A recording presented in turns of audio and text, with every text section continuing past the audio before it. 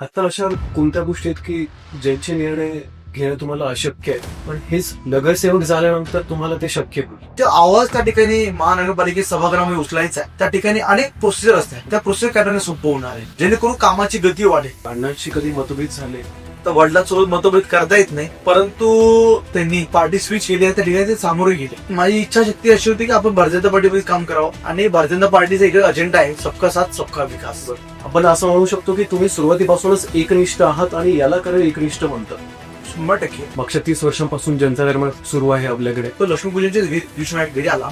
तो त्याच्यासोबत त्याच्या लहान मुलाला घेऊन आला होता, की त्याच्या डोळ्यात अश्रू होते. राजकारणाबद्दल लोकांचा विश्वास कमी झालाय. खालच्या पातळीवरती जाऊन माझ्या वडिलांना देखील वेगळ्या वेगळ्या पद्धतीने शिव्या घालतात आहे. माझ्या आईवरती बोलताय, कोविडची पॅन्डेमिक आली. काही विरोधकांनी तर असं लिहून ठेवलं होतं, नोकरीसाठी कृपया आमच्याकडे येऊ नये. नमस्कार बोललो का? नमस्ते. तुमचं बालपण कसं गेलं? जे आज तुम्हाला पाहिलं की तुम्ही खूप स्थिर वाटतं, तर हाच अमोल लहानपणही असाच होता की मस्तीखोर होता? खूप जास्ती मस्तीखोर होतो. ऍक्च्युली माझं एज्युकेशन डॉन बेकर स्कूल या ठिकाणी झालेलं आहे, आणि माझा जो काही इंटरेस्ट होता जास्त स्पोर्ट्स मध्ये होता. म्हणजे इव्हन मी महाराष्ट्राचा बेसबॉलचा कॅप्टन राहिलेलो आहे, सॉफ्टबॉल खेळलेलो आहे, इंडोर क्रिकेटच्या अनेक मोठ्या टुर्नामेंट नॅशनल डिस्ट्रिक्ट लेवलचे खेळलेलो आहे. आणि स्कूलमध्ये एक माझा जो काही स्वभाव होता तो खूप जास्त प्रमाणात मस्तीखोर होता. आज जे काही माझे मित्र परिवार मला जे भेटताय, माझ्या स्कूलमध्ये इव्हन हॉस्टेलचे मुलं पण होते, दुबई, कुवेत, अनेक कंट्रीज मधनं होते, बाहेरच्या ठिकाणून होते. आणि आज जेव्हा गेल्या मागच्या 10-12च्या कालखंडामध्ये मी काम उभं केलंय, तर त्या माझ्या स्कूल फ्रेंड्सला तो माझा विश्वास बसत नाही की तू एवढा तुझा ड्रास्टिक चेंज झालेला आहे. म्हणून मी तेव्हा मोठ्या प्रमाणात मस्तीखोर होतो. आणि इव्हन माझे काही तेव्हाचे टीचर्स आहे, ते मला भेटले पहिले मला हसतात बघून, आणि त्यांना खूप आनंद होतो की मी जो आज काहीतरी डेव्हलपमेंट झाली ते बघून. त्याला अगोदर मस्तीखोर होतात आणि आता एकदम संयमी असं नेतृत्व आणि संयमी वाटतात तुम्ही. म्हणजे तुमच्याकडे बघितल्यानंतर एक मनाला स्थिरपणा येतो. लहानपणी कशामुळे पटकन राग यायचा तुम्हाला? अशी काही एखादी गोष्ट आहे की ज्याच्याने पटकन राग यायचा, पटकन रिॲक्ट करणं? खूप गोष्टी होत्या. हट्टपणा जास्त असायचा माझा. एखादी गोष्ट समोर ठेवली की ती झाली पाहिजे, किंवा आई वडिलांकडून ती मिळाली पाहिजे, त्या हिशोबाने मी पहिल्यापासून हट्ट होता. तर आता देखील तुम्ही बघताय, ज्या गोष्टीला मी जे इनिशिएटिव्ह हातात घेतला, त्या इनिशिएटिव्ह पूर्ण केल्याशिवाय मी राहत नाही, का तो माझ्या पहिल्यापासून मूळ स्वभावच आहे. आहे बरोबर. सो तुम्ही म्हणजे आम्ही असं एक्सपेक्ट करू शकतो की तुम्ही निवडून आल्यानंतर तुम्ही जो हट्टपणा घेणार कामाचा, तो तुमचा ते करूनच घेणार एका प्रकारे. 100% कारण ती लहानपणापासूनच तुमच्यामध्ये अवगत आहे ती गोष्ट. 100% तसं असणार. आज मागे वळून पाहिल्यानंतर एखादा प्रसंग असा आठवतो का की जो आठवल्यानंतर आजही हसू येतं? मी आता तुम्हाला सांगितलं की पूर्वी माझ्या असं मनात कधी नव्हतं की मी पॉलिटिक्समध्ये येईल, राजकारणातील समस्या येईल. कारण की मी माझ्या 10th स्टँडर्ड पर्यंत मी खूप मोठ्या प्रमाणात त्या ठिकाणी स्पोर्ट्सचे गेम खेळायचो, आणि माझा इंटरेस्ट तोच असायचा. मित्र परिवारामध्ये जास्त असायचो, मला फिरायला खूप आवडायचं. आणि जेव्हापासनं माझे वडील दिनकर अण्णा पाटील, माझी आई लता पाटील, हे जे राजकीय जे ऍटमॉस्फिअर होता तो मी पहिल्यापासून बघत आलो होतो. परंतु 2014-15च्या कालखंडापर्यंत मला असं वाटत होतं की मी या गोष्टीमध्ये येईल किंवा या फील्ड या प्लॅटफॉर्म मी चूज करेन. परंतु माझ्या मोठे भाऊ असतील, माझ्या फॅमिलीमधनं अनेक लोकांना कोणाला इंटरेस्ट नाही त्या गोष्टीमध्ये. म्हटलं ही लेगेसी आपल्याला पूर्ण पुढे कंटिन्यू करावं लागेल. मी स्वतःच ठरवलं की हळूहळू की आपण या फील्डमध्ये उतरावं आणि लोकांची सेवा करावी. म्हणून मी त्या ठिकाणी ते फील्ड चूज केला. आणि ते करत असताना मला वाटतं, स्वतः जोपर्यंत आपण मनाची तयारी करत नाही, आपल्याला जरी आई वडील आपले त्या फील्डमध्ये होते, परंतु आपल्या स्वतःचा कॅलिबर जर आपण साध्य नाही केला, बरोबर, तर नागरिक किंवा जनसामान्य युथ असतील ते एक्सेप्ट करत आहे ती गोष्ट. म्हणून आपल्या स्वतःला जोपर्यंत आपण सिद्ध करत नाही, आपलं स्वतःचा कॅलिबर आपण लोकांपर्यंत दाखवत नाही, तोपर्यंत नागरिक आपल्याला एक्सेप्ट करत नाही. लोकांना माहित नसलेली तुमची एखादी मजेशीर गोष्ट आहे? अशी कुठली गोष्ट नाही. माझं एकदम काम आपला काचेचा ग्लास असतो ना 360 डिग्री सेम दिसतो. त्या पद्धतीचे काम आहे. मी कधीच माझ्या कुठं तेच ठेवत नाही. जे असेल ते क्लिअर, जे काम होणार असेल ते पण सांगतो, नसवणार ते पण सांगतो दादा. आईकडून मिळालेली अशी एखादी गोष्ट की जी तुम्हाला वाटते की आयुष्यभर ती एक गोष्ट जी आहे त्या गोष्टीला धरून आपलं आयुष्य आपण चालवणार. आपुलकी. आपण आमच्या घरापर्यंत छोटा मोठा बुजुर्ग कुणी येणाऱ्या व्यक्तीला माझी आजी पण तशी होती आणि माझ्या आईने सुद्धा देखील तेच कंटिन्यू केलं. आलेल्या प्रत्येक नागरिकांपर्यंत, आपल्या घरापर्यंत आलेल्या नागरिकांना आपुलकीने सगळ्या गोष्टी विचारणं. आणि आज जे मास आपण बघतोय, जे काही जनसामान्य बंधू भगिनी असतील, युथ असतील, सहकारी मित्रपरिवार असेल, जो इंटॅक्ट राहिलेला आहे, तिचं खरं कारण माझी आई आहे. तिचा असणारा स्वभाव, काही 92 मध्ये जेव्हा नाशिक म्युनिसिपल कॉर्पोरेशन एस्टॅब्लिश झाली, आमच्या घरामध्ये पाटील फॅमिलीमध्ये सर्व पहिली कॉर्पोरेटर ती इलेक्ट झालेली आहे. आणि तिचा असणारा जो स्वभाव तो आम्ही पुढे कंटिन्यू करतो. आमचं एवढंच मकसद आहे का येणारी प्रत्येक मनुष्य हा आमचा राहिला पाहिजे, तो आमच्याकडनं दूर गेला नाही पाहिजे. हे सर्व गोष्टी मी ऐकून शिकलो आहे. सो एक कनेक्शन जे आहे ते लाईफ लॉंग चालायला हवं. 100% त्याच दिशेने चालू सर. येस. नेक्स्ट क्वेश्चन असा आहे की अण्णांकडून आयुष्यात सगळ्यात महत्वाचं काय शिकायला मिळालं? आपलं आयुष्य आपण जे चूज केलेलं आहे, पूर्ण वेळ जो वसा घेतलेला आहे, तर वसा पूर्ण करण्याचं धाडस ज्या दिनकर अण्णांमध्ये आहे, वडिलांमध्ये, ते पूर्ण करायचं मी त्यांच्याकडनं जे शिकलो. आलेला प्रत्येक व्यक्ती आपला असतो. तो काहीतरी समस्या घेऊन तो कुठे अडचणीत असेल आणि त्या अडचणीचं निवारण करणं हे मी त्याच्याकडून शिकलो. काही ते आलेल्या प्रत्येक माणसाचं ऐकून घेतात आणि त्याचं कुठल्या पद्धती काम असू दे, त्या ठिकाणी तो त्याची घरगुती अडचण असू दे, आर्थिक दृष्ट्या असू दे, आणि त्याला काही त्याच्या जे जीवनाचं उदरनिर्वाह आहे ते सर्व समजून घेतात आणि त्याला जोडण्याचं काम, त्याला त्या अडचणीतून बाहेर काढण्याचं काम जे अण्णाकडे झालेले आहे, ती गोष्ट मी शिकलो आणि त्या पद्धतीने मी काम करण्याचं ठरवलं आहे. कधी असा क्षण आयुष्यामध्ये आला की जिथे असं वाटलंय की मी आई वडिलांना मी निराश करतोय किंवा माझ्याकडून त्या गोष्टी होत नाहीये, असा एखादा क्षण कधी आलाय? तो कॉलेज लाईफचा असू शकतो, स्कूल लाईफ मध्ये, किंवा कॉलेज नंतरच्या लाईफचा असू शकतो, सुरुवातीचा जो काळ होता. ऍक्च्युली असं कधी वागलोच नाही खरं अर्थाने. परंतु जे काही आपल्याकडनं एखादा मार्ग चुकला तर आई वडील सांगतात ते ऐकावंच लागतं. खरी आज जे काही साम्राज्य बघायला मिळत आहे, जे काही काम करण्याची संधी उपलब्ध आहे, ते दोघांमुळे झालेली आहे. त्याच्यामुळे ते जे सांगतील ते ऐकायचं मनात ठेवून ते काम करत असतो. त्या उलट असा कधी असा क्षण आलेला आहे की जो क्षण कधी विसरला जाणार नाही, जो आई वडिलांसोबत म्हणजे त्यांना एक अभिमानास्पद क्षण होता तो असतो. ते मी माझी एनजीओ सामाजिक संस्था युवा ऊर्जा फाउंडेशन मधनं ज्या पद्धतीने आम्ही सर्व युवक मित्र परिवार, युवा ऊर्जा फाउंडेशन जी सामाजिक संस्था ही राजकीय नाहीये. मी त्याच्याकडे एकटा काम नाही करत. माझे अनेक युवा मित्र परिवार, मी माझ्या मित्र परिवार सहकार्याने कधी कार्यकर्ते म्हणत नाही. काही त्यांच्यामुळे जे आज आपल्याला जो प्लॅटफॉर्म दिसतो हा सर्व माझ्या सहकार्यांचा आहे. ते कुठल्या निस्वार्थीपणे काम करतात. असे अनेक शेकडो माझे सहकारी मित्र परिवार आहे. त्यांच्यामुळे आज युवा ऊर्जा फाउंडेशन सारखा जो प्लॅटफॉर्म तयार झालेला आहे त्याच्यामध्ये शेकडो हात आहे. मी होतं निमित्त मात्र आहे. मी ती एस्टॅब्लिश केलेली आहे, पण तिच्या मागे काम करणार जे माझे मित्र परिवार तो फार मोठ्या प्रमाणात आहे. अनेक मोठे लोक पण त्याच्यामध्ये जुडलेले आहे. परंतु त्यांनी एवढं सांगितलं की आमचं नावाच्या कधी येऊन देऊ नको.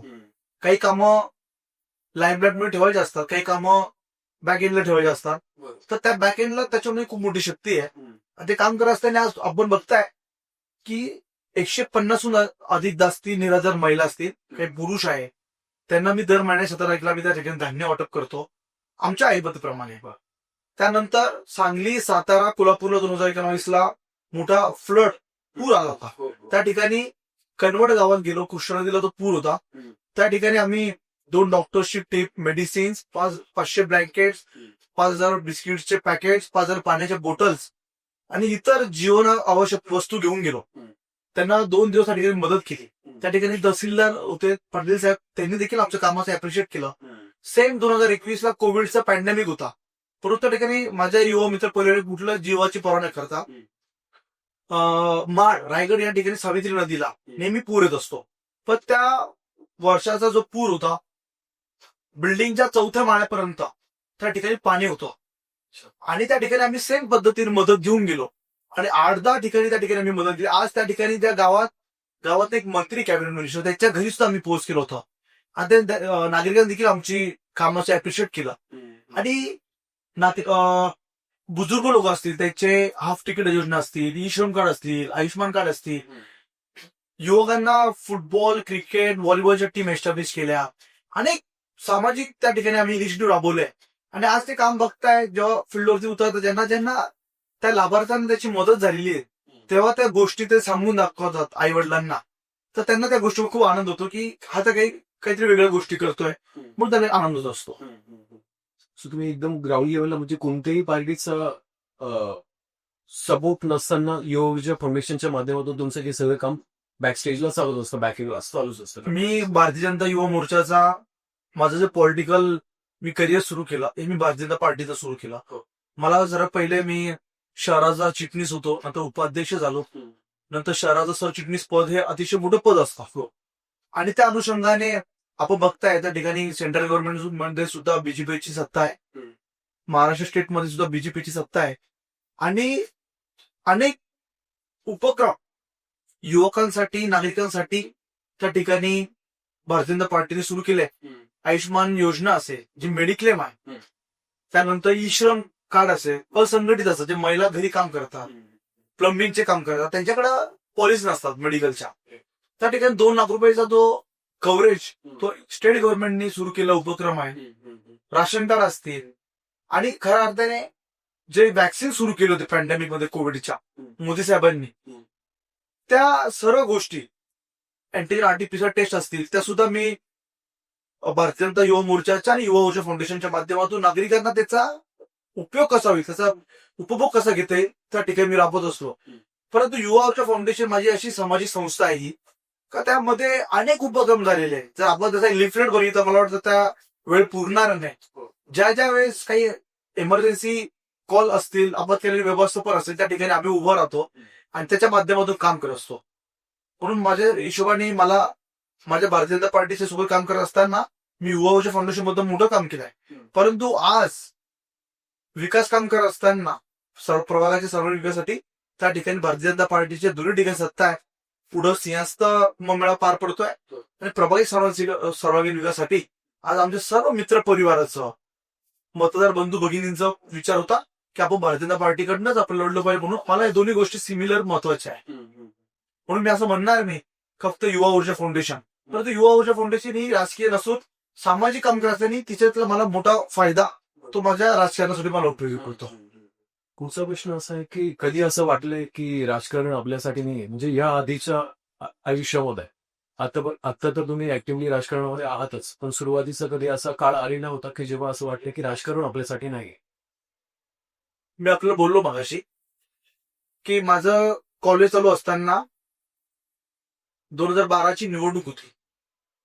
महाराष्ट्रामध्ये सर्व हायेस्ट मार्जिनने तेव्हा प्रभाग हा 2 कॅन्डिडेट्स होता. आणि 2012च्या निवडणुकीमध्ये स्वतः दिनकर अण्णा पाटील, लता पाटील ह्या महाराष्ट्र हायेस्ट वोटिंग निवडून आले होते. आणि ते निवडणुकी सर्व बॅक एंडला तेव्हा माझी एज फक्त 21 होता. परंतु बॅक एंड सर्व ऑफिस हे मी सांभाळलं होतं. आणि 2013, 14, 15 पर्यंत मी बॅक ऑफ द म्हणजे वॉलवरती काम करत असलो.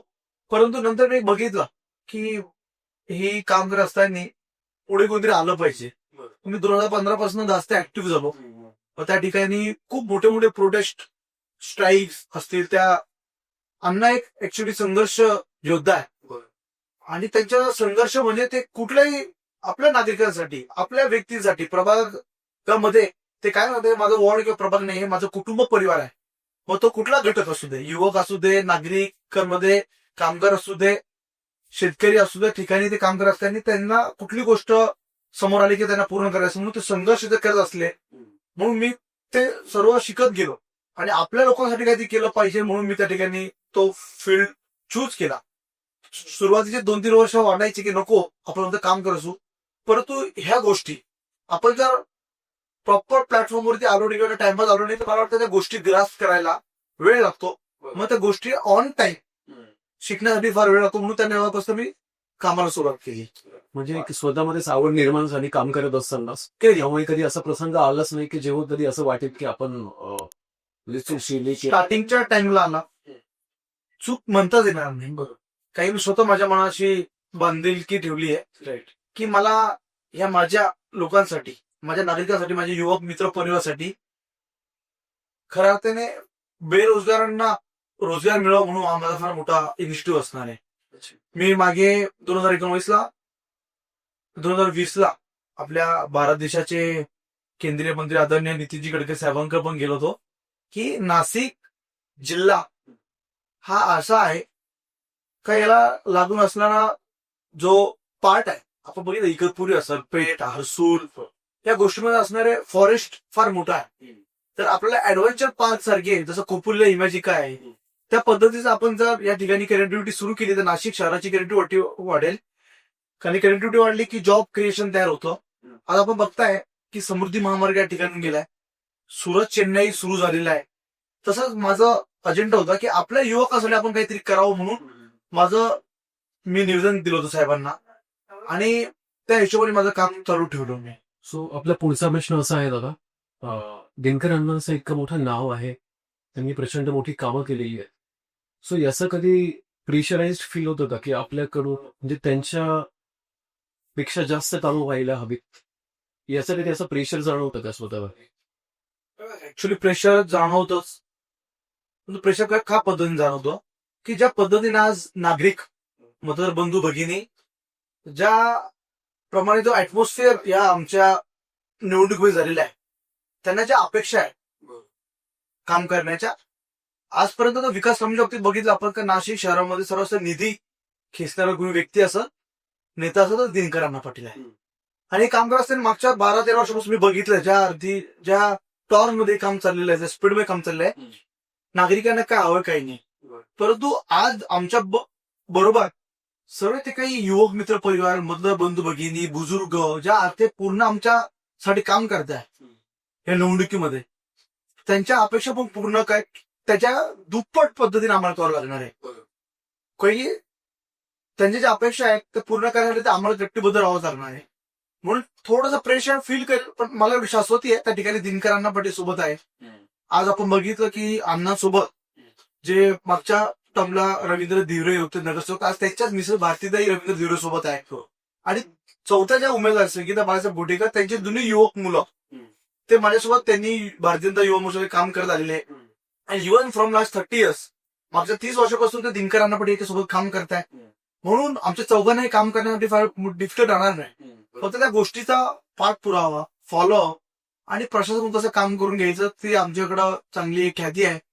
आम्ही नागरिकांची ज्या मूलभूत सुविधा आहे आणि नवीन युवकांना काय हवंय, नागरिकांना गार्डन्स हवे, त्या ठिकाणी मोठ्या अभ्यासिका ऑलरेडी आपण एस्टॅब्लिश केल्या आहे. परंतु एक पर्टिक्युलर वेगवेगळ्या जागेवरती आपल्याला त्या गोष्टी उभाराव्या लागतील. जलकुंभ आपल्या भागामध्ये चांगल्या प्रमाणात आहेत, उद्यानं आहेत. तर मला वाटतं आपण बघितलं की नाशिक शहरात सर्वात मोठं उद्यान कैलासवासी वसंत कार्यालय 17 एकर मध्ये आहे. नाशिक शहरातल्या नावाजलेल्या स्कूल्स त्या ठिकाणी त्यांच्या स्कूलच्या ट्रिप्स घेऊन येतात आहेत. स्वातंत्र्य विनायक दामोदर सावरकर हॉस्पिटल असेल, नाशिक शहरात सर्वात मोठी शाळा 5 एकर मध्ये छत्रपती माध्यमिक विद्यालय असेल आणि राजमाता जिजाऊ हॉल असेल, स्वामी विवेकानंद अभ्यासिका आहे. ऍट अ टाइम 160 विद्यार्थी एज्युकेशन घेऊ शकता एवढी कॅपॅसिटीची आपण अभ्यासिका त्या ठिकाणी उभारलेली आहे. आता नवीन लागणाऱ्या गोष्टी ज्या आजच्या कलियुगामध्ये किंवा आजच्या पिरियडमध्ये आपल्याला जे काही नागरिकांना हवंय त्या गोष्टी आपण ऐकून त्याच्या पद्धतीने आपण काम करण्याचं त्या ठिकाणी एक ध्येय ठेवू आणि त्या पद्धतीने काम करत राहू. नक्कीच नक्कीच. वडिलांशी कधी मतभेद झाले, म्हणजे अण्णांशी कधी मतभेद झाले? तर वडिलांसोबत मतभेद करता येत नाही, परंतु मागच्या वर्षापूर्वी एक काल आला आणि त्यांची प्रचंड इच्छाशक्ती होती. त्यांनी भारतीय जनता पार्टीकडून लोकसभेची तयारी केली होती. 3 वर्ष प्रत्येक गावागावात, इगतपुरी तालुका असेल, सिन्नर असेल, त्र्यंबकेश्वर असेल, नाशिक शहर, नाशिक तालुका, प्रचंड अशी मोठी तयारी केली होती. आणि भारतीय जनता पार्टीने सुद्धा त्या ठिकाणी त्यांना सपोर्ट केला. परंतु काही टेक्निकल इश्यूज होते, ती जागा शिवसेनेला सुटली. त्यानंतर विधानसभेची तयारी केली, त्या ठिकाणी पण काही अडचणी आल्यामुळे त्यांनी पार्टी स्विच केली आहे त्या ठिकाणी ते सामोरे गेले. आणि माझी इच्छाशक्ती अशी होती की आपण भारतीय जनता पार्टीमध्ये काम करावं. तेवढा एक छोटासा एक तो कालखंड होता. परंतु पुन्हा त्यांनी आमच्या सर्व नागरिकांचं सर्व सहकार्याचं ऐकून त्यांनी स्वतःचा एक छंद बांधला की आपण पुन्हा भारतीय जनता पार्टीमध्ये काम करू. त्या ठिकाणी भारतीय जनता पार्टीचे सर्व वरिष्ठ आणि प्रामुख्याने महाराष्ट्र राज्याचे सीएम आदरणीय देवेंद्रजी फडणवीस साहेबांनी त्यांचा जो एक निरोप आला की दिनकर अण्णा पाटील यांनी पुन्हा आपल्या परिवारात काम करावं.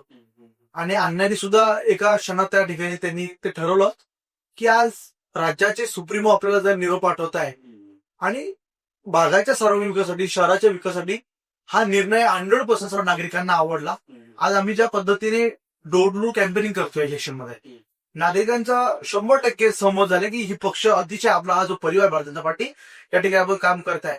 थोडासा एक मी मतभेद म्हणणार थोडासा माझा एक मनबोध झाला होता आणि आज त्या ठिकाणी ते संपूर्णपणे क्लिअर झालेलं आहे. आज नागरिकांना सुद्धा आवडलेलं आहे. नक्कीच. सो आता आनंदाचा माहोल आहे, आपण असंच कुठेच येऊ शकतो. सो याचा तो जो कालखंड होता तिथे कशा पद्धतीने तुम्ही तुमचं नातं हाताळलं? मी सतत एक वर्षभर कुठल्या पार्टीचं लेबल मी त्या ठिकाणी युटिलाइज नाही केलं.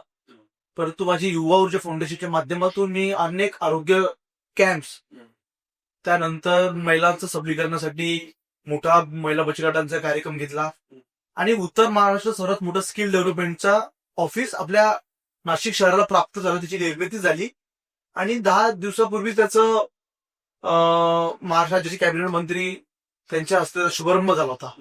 आणि त्या ऑफिस बेरर्सनी माझं काम करण्याची जी पद्धत बघितली ते मला अप्रोच झाले की हे स्किल डेव्हलपमेंटचं ऑफिस आपल्या नाशिक शहरामध्ये उत्तर महाराष्ट्रात पहिलंच कार्यालय होतं. ते आपण ज्या पद्धतीने युवकांसाठी काम करताय, त्यांच्या बेरोजगाराला रोजगार कसं उपलब्धसाठी काम करताय, तर तुम्ही या गोष्टीचा अवेअरनेस करून एक मोठा वर्कशॉप आपण लावावा. आणि मी तो कार्यक्रम दिवाळीच्या पूर्वी तो कार्यक्रम घेताना अतिशय मोठ्या प्रमाणात त्या ठिकाणी 300 युवकांनी त्या ठिकाणी त्याचं रजिस्ट्रेशन केलं. त्याच्यामध्ये 100 मुलांनी त्याचे रजिस्ट्रेशन करून त्या ठिकाणी कौशल्य भारत योजना जी सेंट्रल गव्हर्नमेंटची आहे 100 मुलांनी त्याचे ऍडमिशन पण घेतले, तिथे असा अभ्यास करताय. आणि हे करत असताना हा माझ्या मनात फार मोठा उत्साह होता की आपण त्या पद्धतीने काम करतोय. युवा ऊर्जा फाउंडेशन मधनं अनेक उपक्रम आपण त्या ठिकाणी नागरिकांना पोहोचवले. आणि त्यानंतर मी समाजाच्या प्रबोधनासाठी प्राध्यापक वसंत अंकरे सरांचा कार्यक्रम शमीनगर या ठिकाणी घेतला. प्रचंड मोठा उत्साह तो कार्यक्रम पार पडला. त्यानंतर 22 नोव्हेंबरला आपण बघताय की खाटूबाबांचा जो फॅट चालू आहे, लोकांची फार मोठी ओढ आहे. आणि इव्हन मी फार मोठा भक्त आहे खाटूश्यामचा. कारण की कृष्णादेवानी सांगितलं होतं की कलियुगाचा तू नावाजलेलं सर्वात जास्त भारतातली ओढ भक्ताची खाटूश्याम बाबांकडे असेल. आणि आज बघताय की खाटूश्याम बाबांचं प्रत्येक भारतातला नागरिक त्या ठिकाणी जातोय, त्यांचे आशीर्वाद प्राप्त करतोय. मग मी त्याचा सत्संग व भजनाचा कार्यक्रम घेतला राजे संभाजीनगर या ठिकाणी. इतका मोठा प्रमाणात कार्यक्रम झाला. म्हणजे इव्हन खाटूश्याम सेवक मंडळामध्ये मी काम करतो. मुंबईत कॉल झाले की कोण व्यक्ती असा की त्याने हा कार्यक्रम पार पडला. इतका मोठा प्रचंड तो कार्यक्रमाचा उत्साह होता. त्यानंतर मी महिलांच्यासाठी होम मिनिस्टरचा कार्यक्रम घेतला युवा ऊर्जा फाउंडेशनच्या माध्यमातून. त्यानंतर अनेक छोटे मोठे इनिशिएटिव्ह युवकांचे, विद्यार्थ्यांचे त्या ठिकाणी पार पडत असलो. पण वर्षभराच्या कालखंडामध्ये मी कुठल्याही पक्षाचं लेबल लावलं नाही. परंतु मी युवा ऊर्जा फाउंडेशनच्या माध्यमातून काम करत राहिलो आणि नागरिकांनी ते सुद्धा मोठ्या प्रमाणात त्याचं एक्सेप्ट केलं त्यांनी.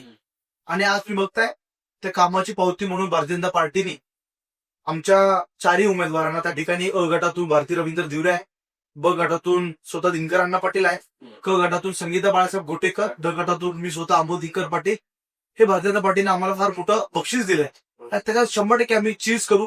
नागरिकांच्या विश्वासावरती, जनतेच्या मायबापाच्या विश्वासावरती त्या ठिकाणी आम्ही त्या निवडणुकीला सामोरं जातोय. आणि जनता सुद्धा खूप मोठ्या प्रमाणात उत्साहात ते काम करते. आणि मला ठाम विश्वास आहे प्रचंड बहुमताने नागरिक पॅट्रोटी पाडायला आम्हाला त्या ठिकाणी विजयी करतील. नक्कीच सर. तर मला नेक्स्ट क्वेश्चन असा की असं ऐकल्यानंतर म्हणत आला की पार्टी सुद्धा एक कॅपॅबिलिटी बघूनच म्हणजे ऍक्च्युली लक्ष असतं. जसं तुमचं 1 वर्ष काम चालू राहिलं युवा ऊर्जा फाउंडेशनच्या माध्यमातून, पण पार्टीचं लक्ष तुमच्या कामांवरती होतं एका प्रकारे. तिकीट जे मिळालं ते तुम्हाला तुमच्या कामाच्या अनुषंगाने मिळालेलं आहे. बरेच लोक जे निवडणुकीपुरता येतात, 2 महिने अगोदर तयारी करतात. पार्टी कदाचित अशा लोकांना महत्व देत नाही. तुम्ही कंटिन्युअसली काम करत राहिले, त्याच्यामुळे तुम्हाला त्याचं एक फळ मिळालंय आपण असं म्हणू शकतो.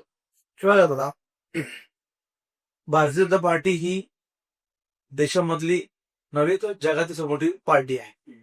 आणि भारतीय जनता पार्टीचा एक अजेंडा आहे, सबका साथ सबका विकास. पार्टी कुठली काय विचार करते, तिची विचारधारणा काय आहे, तिचं काम करण्याचा जो काही मधला अजेंडा आहे तो काय आहे, तर सबका साथ सबका विकास. आज आपण बघताय की या भागामध्ये आणि पार्टी कुठली प्रकारची जेव्हा उमेदवारी घोषित करण्यापूर्वी अनेक सर्वे ग्राउंड लेवलला होत असतात, 0 लेवलला. सध्या ग्राउंड लेवलला सर्व होत असताना जेव्हा नागरिकांचा जो ओढ असतो की या ठिकाणी या प्रभागाच्या सर्वांगीण विकासासाठी कोण कट्टीबद्ध राहील, आणि त्या अनुषंगाने भारतीय जनता पार्टीने तो सर्वे केल्यानंतर त्यांना सुद्धा ठाऊक आहे, लोक जे आहेत, कार्यकर्ते आहेत, त्या कार्यकर्त्यावर आपण जो विश्वास टाकला तर त्या ठिकाणी final to final Bharatiya Janata party 4 उमेदवार निवडून येतील. म्हणून भारतीय जनता पार्टी सर्व वरिष्ठ सुद्धा मी खूप मनापासून त्यांचे आभार व्यक्त करेन, तर त्यांनी जो आमचा विश्वास दाखवलाय त्याला आम्ही कदापि तडा जाऊन देणार नाही. काही लॉंग टर्म साठी त्या ठिकाणी भारतीय जनता पार्टीमध्ये काम करत असताना भारतीय जनता पार्टी अशी आहे का, काम करत असताना जो कार्यकर्ता हा विकास कामांवरती बोलेल, जनतेच्या हितासाठी बोलेल, लोकहिताचं बोलेल, पार्टीच्या हिताचं बोलेल आणि संघटन मजबूत करण्यासाठी जो बोलेल, त्याला भारतीय जनता पार्टी 100% पुढे जाऊन न बोलता काही ना काही देत असते. म्हणून त्या ठिकाणी भारतीय जनता पार्टीने आम्हाला उमेदवारी दिली आणि त्या ठिकाणी नागरिक मोठ्या प्रमाणात एक्सेप्ट करताय आणि मोठा उत्साह नागरिकांमध्ये पाहायला मिळतोय. जसं सुरुवातीला तुम्ही सांगितलं की राजकारणाची सुरुवात तुमची ही भारतीय जनता पार्टीवर सुरुवात झाली.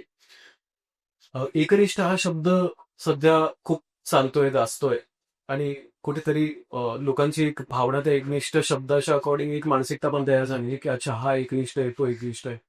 आपण सुरुवातीपासूनच भारतीय जनता पार्टीमध्येच आहात. मध्यंतरी अण्णांनी मनसेमध्ये प्रवेश घेतला तेव्हा तुम्ही कोणत्याही पार्टीचं लेबल न लावता योगच्या कॉम्पिटिशनच्या माध्यमातून तुमचं काम चालू ठेवलं.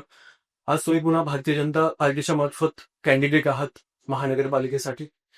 तर साधारणपणे आपण असं म्हणू शकतो की तुम्ही सुरुवातीपासूनच एकनिष्ठ आहात आणि याला खरं एकनिष्ठ म्हणतात. 100%. मी फ्रॉम डे 1 मी ठरवलंय की मला भारतीय जनता पार्टीमध्येच काम करायचंय. त्या ठिकाणी पार्टी इतकी मोठी आहे तर पार्टीला सुद्धा देखील लक्ष देतं की काम करणाऱ्या कार्यकर्त्यांना आपण त्या ठिकाणी न्याय दिला पाहिजे. आणि इव्हन जरी अण्णा यांनी पार्टी स्विच केली होती, परंतु मी सुद्धा न्यूट्रल राहिलो आणि काम करत असताना सुद्धा दिनकर अण्णांना सुद्धा ते लक्षात आलं आणि नागरिकांचा सुद्धा जेव्हा आपण ग्राउंडवर काम करतो त्यांची सुद्धा इच्छा होती आपण भारतीय जनता पार्टीनेच काम करावं. प्रचंड मोठा असा समुद्र आहे पार्टी, तुम्ही जितकं काम कराल तेवढं काम करण्याची कॅपॅसिटी वाढत असते. म्हणून मी असं म्हणेन की मला भारतीय जनता पार्टीमध्ये मी एकनिष्ठ होतो, पुढे राहील. अण्णांची कोणती अशी शिकवण आहे जी तुम्ही जाणीवपूर्वक पाळतात? आपण स्वतःला सिद्ध करावं, त्या ठिकाणी स्वतःचं ब्रँड, स्वतःचं लेबल आपण तयार करावं. मी पूर्वी कंटिन्युअस अण्णांसोबत काम करायचो, अण्णांसोबतच असायचो, आता देखील असतो. परंतु अण्णांनी सांगितलं तू स्वतःचा एक प्लॅटफॉर्म, तू स्वतःची फळी निर्माण कर. मी केलेल्या कामापर्यंत तू माझ्यासोबत आहेस, परंतु तू स्वतःचा एक प्लॅटफॉर्म, एक पाथ तू क्रिएट कर, जेणेकरून तुझी स्वतःची आयडेंटिटी ही तयार होईल.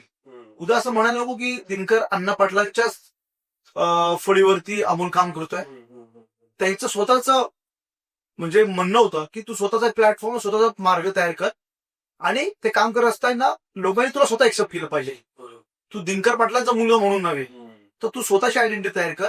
आणि म्हणून आज जे काय चित्र बघायला भेटतं त्याचं श्रेय सर्व दिनकर अण्णांना आहे. कदापि दुसरे कुणी वडील असते, दुसरं कुणी त्या ठिकाणी असतं तर त्यांनी ही गोष्टी शिकवून दिली नसती. परंतु त्यांना एक कळतं, त्यांचा मोठ्या प्रमाणात त्याचा दांडगा अनुभव आहे की कार्यकर्ता कसा घडवला पाहिजे आणि कार्यकर्ते त्यांनी घडवले. परंतु मी देखील मुलगा म्हणून काम करत नाही, मी कार्यकर्ता म्हणून त्यांचं काम करत असायचो आणि पुढे सुद्धा भारतीय जनता पार्टीचा एक कार्यकर्ता म्हणून आणि दिनकरांना सुद्धा कार्यकर्ता म्हणून काम करत राहणार आहे. आणि नागरिकांना काय हवंय ते मी ओळखून काम करत असतो. बघा, नक्कीच. सो जे नॉर्मली म्हणतात की सोन्याचा चमचा घेऊन जन्माला आलेले आहेत आणि ते लिगसी एक चालू ठेवलेली, तर तुम्ही ते कामातून सिद्ध केलेले, तुम्हाला आयतं असं काही मिळालेलं नाहीये. तुमची परीक्षा झाली एक, अण्णांच्या मार्फत म्हणा किंवा लोकांनी तुम्हाला ऍक्सेप्ट जे केलेलं आहे ते तुमच्या कामातून केलेलं आहे. तिथे तुम्हाला सिद्ध करावं लागेल स्वतःला की ऐकं मिळालेलं नाहीये कोणतीही गोष्ट. मी तुम्हाला सांगितलं तेच की सिद्ध करायला लागतंच. आताच्या युगामध्ये नागरिक अतिशय सुज्ञ आहात बरोबर. आणि नागरिकांना सुद्धा जो काम करणारा व्यक्ती आहे 24 आवर अवेलेबिलिटी आहे, जो सुखदुःखामध्ये असतो, नागरिकांच्या ज्या काही गरजेच्या गोष्टी आहे तो ओळखू असतो, त्या कार्यकर्त्याला नागरिक एक्सेप्ट करतात. आणि आपण निवडणुकीच्या तोंडावरती कधीतरी बाहेर पडायचं. नागरिक अतिशय चतुर असतात, त्यांना कळतं की हे कार्यकर्ते कायम आपल्या सुखदुःखामध्ये असतात. जेव्हा जेव्हा कुठल्या प्रकारची अडीअडचणी असतील तेव्हा ठामपणे उभा असतात. आणि म्हणून मला वाटतं त्या ठिकाणी नागरिक तसे त्या पद्धतीने एक्सेप्ट करतात. आणि आयडेंटिटी स्वतः तयार करणं आणि लोकांपर्यंत त्यांनी एक्सेप्ट करणं ही खूप मोठी गोष्ट असते. कधी असा प्रसंग आलाय की जिथे असं वाटलंय की युवा ऊर्जा फाउंडेशन चालू करण्याचा किंवा सुरू करण्याचा डिसिजन जो होता तो अगदी योग्य होता? जसं तुम्ही कामांच्या मार्फत तर आम्हाला सांगितलंच की अनेक कामं युवा ऊर्जा फाउंडेशन. तर राजकारण हे वेगळी गोष्ट असते, समाजकारण ही वेगळी गोष्ट असते. आता युवा ऊर्जा फाउंडेशन जेव्हा एस्टॅब्लिश केली, माझं काही दिवस 15 दिवस मला डॉक्टरने काय बेड रेस्ट दिला होता. आणि मला एक विचार आला की आपण राजकारणासोबत समाजहिताचं काम केलं पाहिजे, समाजोपयोगी काम केलं पाहिजे. आणि मग मी तेव्हा एक मनात चंग बांधला की आपल्याला असं काहीतरी एक एनजीओ एस्टॅब्लिश करायची आहे जेणेकरून नागरिक सुद्धा त्याला पॉलिटिकल व सोशल हे त्याला मिक्स करणार नाही. आणि युवा ऊर्जा फाउंडेशन स्थापन झाल्यानंतर संपूर्ण नाशिक शहरात जिल्ह्यामध्ये तिचं एक काम, एक आयडेंटिटी वेगळी तयार झाली. आणि तिचा फार मोठा मला आनंद आहे की माझ्या 2 अँब्युलन्स पण आहे, वैकुंठ रथ आहे. संपूर्ण शहरामध्ये, पंचक्रोशीमध्ये सुद्धा ग्रामीण भागामध्ये मी मोफत सेवा मी देत असतो युवा ऊर्जा फाउंडेशनच्या माध्यमातून. त्यानंतर मी 5 ते 6 वर्ष प्रत्येक सॅटर्डेला माझी प्रियंका गांधी स्कूलमध्ये त्या ठिकाणी मॉर्निंग 10 to 1 PM पर्यंत मोफत नेत्र तपासणी केल्या. आणि अनेक कॅटरॅक्टचे ऑपरेशन मोफत केले. परंतु कालांतराने जे एनजीओ माझ्यासोबत काम करायची त्या दुसऱ्या हॉस्पिटलसोबत त्यांचं मर्ज झालं आणि त्याचे काही जे राईट्स होते ते राईट्स त्या हॉस्पिटलचे काढून घेतले, म्हणून मला ते बंद करायला लागले. परंतु आजही देखील डोळ्याच्या संदर्भात किंवा मेडिकल इश्यू असले त्या ठिकाणी तत्परतेने माझा जो आवडता काही विषय असा तो आरोग्य आहे. मी आरोग्यामध्ये माझा मोठ्या प्रमाणात मला काम करायला आवडतं. कारण की सुखदुःखामध्ये काम करायचं म्हटलं की आरोग्य सारखी दुसरी प्लॅटफॉर्मच म्हणून मी त्या ठिकाणी आरोग्यामध्ये काम जास्त करत असतो. आणि म्हणून युवा ऊर्जा फाउंडेशन स्थापन केलं तर माझा फार मोठा त्याच्यामध्ये आनंद आहे. ग्राउंड लेवलला काम करत असताना सामाजिक परिस्थिती जवळून अनुभवल्यानंतर तुमच्यात स्वतःमध्ये काय बदल आलेत? आपण डाऊन टू अर्थ असलं पाहिजे. त्या ठिकाणी कुठले कनेक्शन ते आपले आड नाही आले पाहिजे. 1 to 1 नागरिकांशी संवाद साधला पाहिजे. त्याच्यात कुठलेही बॅरियर नको. कुठले बॅरियर नको. त्याच्यामुळे कधीच दिनकर अण्णांनी बघ पीए ठेवला नाही आणि मी पण मला कधी पीए ठेवण्याची आवश्यकता भासली नाही, पुढे पण नाही. कारण की काही गोष्टी फिल्टर होऊन येतात आपल्यापर्यंत. तर फिल्टर न होता जर आपल्या कानावरती आलं तर 1 to 1 जेव्हा कोऑर्डिनेट होतं समोर सामान्य व्यक्तीसोबत, तर त्याच्या ज्या काही आडी अडचणी त्याच्या मनात काय आहे हे समजण्यासाठी आपण एक असं प्रबल दावेदार होऊ शकतोय. म्हणून त्या ठिकाणी ग्राउंडवरती काम करत असताना जे काही गोष्टी आणल्या असतील, स्वतः जे नागरिकांची समस्या असतील त्या ठिकाणी मी नाशिक महानगरपालिकेचे अधिकारी असतील त्यांना घेऊन जाऊन त्या ठिकाणी काम करण्याचा प्रयत्न करतो. स्वतः जाऊन समजून घेतो. कुणाच्या एन्क्रोचमेंटचे विषय असतील तिथे स्वतः जातो, तो भांडण मिटवायचा प्रयत्न करतो. म्हणून ग्राउंड लेवलला जे काम करतो त्याच्यामध्ये एक मास लीडर किंवा सर्वसामान्यांचा आवाज बनून त्या ठिकाणी काम करायला मला आवडतं. म्हणून मी प्रत्येक ग्राउंड उद्योग त्या ठिकाणी काम करत असतो. आता अशा कोणत्या गोष्टी आहेत की ज्यांचे निर्णय घेणं तुम्हाला अशक्य आहे पण हेच नगरसेवक झाल्यानंतर तुम्हाला ते शक्य होईल? मागच्या कालखंडामध्ये या भागाचं नेतृत्व जनता माय बाबाच्या आशीर्वादामुळे त्या ठिकाणी दिनकर अण्णा पाटील, लता काकू पाटील करत होते. आणि आज देखील आमच्यासोबत दिनकर अण्णा पाटील हे उमेदवारी करताय. परंतु मागच्यापर्यंत जे काही गोष्टी माझ्याकडे नागरिकांचे मी ऐकायचो ते अण्णांना, आईला सांगून त्या निस्तरायचा प्रयत्न करायचो. परंतु आज नागरिक जेव्हा मला संधी देतील त्या संधीचं सोनं 100% करेल. आणि तो आवाज त्या ठिकाणी महानगरपालिकेत सभागृहामध्ये उचलायचा आहे. त्या ठिकाणी अनेक प्रोसिजर असतात. त्या प्रोसेस करण्याने सोपं होणार आहे, जेणेकरून कामाची गती वाढेल, नागरिकांची ज्या काही मूलभूत सुविधा आहे तिला चालना मिळेल सोडवण्यासाठी. जसं जनता दरबार बद्दल खूप ऐकलेलं आहे आणि बघितलेलं आहे. मागच्या 30 वर्षांपासून जनता दरबार सुरू आहे आपल्याकडे. सकाळ संध्याकाळ 2 वेळेस जनता दरबार चालू असतो. तर तिथे असा एखादा भावनिक प्रसंग जो तुमचा आयुष्यभरासाठी लक्षात राहिलेला असा एखादा प्रसंग आलाय कधी? जनता दरबार 365 दिवस या ठिकाणी भरत असतो, दोन्ही टाइम.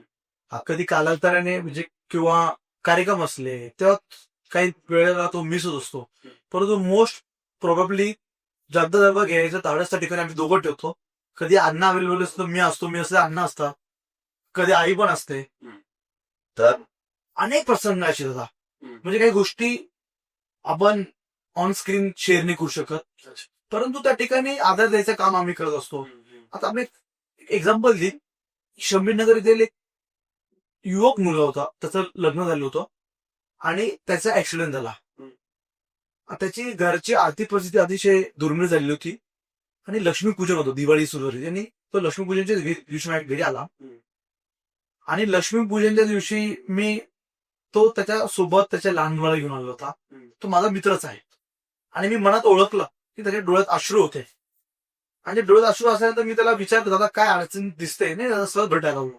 आणि तिथे 50 ते 60 नागरिक बसले होते आणि मी त्याच्या मनात ओळखलं ते घरी त्याच्या आईसाठी, त्याच्या बायकोसाठी आणि मुलांसाठी त्याला दिवाळीला किंवा घरचा किराणा भरायला आपण दिवाळीमध्ये अनेक फराळ बनवतो, गोड बनवतो, नवीन कपडे घेतो. एक दिवाळी म्हणजे मोठा सण असतो आपल्या हिंदू धर्मासाठी. मी ते ओळखलं आणि त्याला मी म्हटलं, तुझी काहीतरी नक्की अडचण दिसते त्याला. तो बोलत होता, परंतु त्याच्या डोळ्यात पाणी आलं की तो त्याच्या मुलासोबत, आणि त्याच्या मुलाजवळ 5 ते 6, आपल्याला माहिती आहे 5 ते 6 वर्षाच्या मुलाला सर्व लक्ष देतं. मी माझ्या खिशात हात घातला आणि मी त्याला एन्व्हलप मध्ये त्या ठिकाणी त्याची दिवाळी पार पडेल अशी मोठी एक अमाऊंट त्याच्या ताब्यात दिली आणि त्याची दिवाळी पार पडली. कारण की जर मुलाच्या समोर वडिलांच्या डोळ्यात जर अश्रू असतील, तर मी पण एक 2 मुलांचा बाप आहे, तर मला देखील ते कळतं. मग मी तेव्हा त्याची दिवाळी पार पडली. आपण एक 2 दिवसापूर्वी व्हिडिओ बघितला असेल, तर ताईंनी सांगितलं की 4:30 वाजता पहाटे मी अमोलला फोन केला आणि माझं होणारं ऑपरेशन ज्या दिवशी करायचं त्याच्यामुळे 1 महिन्यानंतर ते योजनेत बसणार होतं. मी ताईला धीर दिला की तू जाऊन ऍडमिट हो, तुझं ऑपरेशन आजच्याच होईल, तुला ती योजना ती आजच्या तिची इम्प्लिमेंटेशन होईल आणि ते ऑपरेशन सक्सेस झालं. असे अनेक प्रसंग आहेत जनता दरबारामध्ये दादा. काही नागरिक असे असतात दादा की घरात एखाद्या दुःखद घटनेनंतर दशक्रिया विधी असेल, त्या ठिकाणी बऱ्याचशा नागरिकांना अडचण येते, कारण ही कामगार वस्ती आहे. या ठिकाणी काम करत असताना जो जनता दरबार भरवण्याचा जो आमचा उद्दिष्ट आहे की आलेल्या प्रत्येक माणसाचं या ठिकाणी त्या कामाचं निराकरण झालं पाहिजे. आता एक 4-5 अशा अनेक गोष्टी घडल्या का दशक्रिया विधी असेल, देवाचं दुःख पेलण्याची ताकद नसताना त्यांनी मला हक्काने फोन केला, धिक्कारांना फोन केला आणि ते ओळखून काही गोष्टी लाईमलाईट म्हणत आणायच्या, बॅक एंडला त्या सॉल्व्ह करत असतात आणि परमेश्वर कसाची सगळी नोंद असते. असे अनेक त्या गोष्टी जो आम्ही पाळलेल्या आहे. इव्हन कोविडच्या काळामध्ये 2 वर्षांमध्ये बघितलं, कोविडचा पॅन्डेमिक अतिशय महाभयंकर होतो. 200 कुटुंबांपर्यंत तो किराणा आज देखील त्या नागरिकांमध्ये पोहोचतोय. म्हणजे युवा ऊर्जा फाउंडेशनचे निराधार महिलांचा वेगळा आणि अजून काही असे इंटॅक्ट झालेले लोक आहे की कोविडच्या काळात आम्ही त्यांना अद्याप म्हणजे एकट्याला सोडलेलं नाही, त्यांचे अजून एक किराणे त्यांचे घर पोच करतोय. असे त्या जनता दरबारमध्ये असलेल्या जे काही गोष्टी असतात त्या ठिकाणी आम्हाला त्याचा फार मोठा नागरिकांनुसता आधार भेटतो आणि आमच्या देखील मनाला त्याचा शांती समाधान आम्ही व्यक्त करतो. नक्कीच तो एक भावनिक प्रसंग जसं तुम्ही दिवाळीचा सांगितलं, खरं तर मलाही एक इमोशनल फील झालं त्या मुव्हीतलं. असंच काम नक्कीच पुढे चालून राहणार अशी अपेक्षा आहे. आजकाल लोक असं म्हणतात की निवडणुका येतात तेव्हा आश्वासनं देतात, पण आयुष्यात फारसा फरक बघायला मिळत नाही. तर असं का होतं आणि हे वाक्य ऐकल्यानंतर देशावर तुमचं मत काय? जो सामाजिक कार्यकर्ता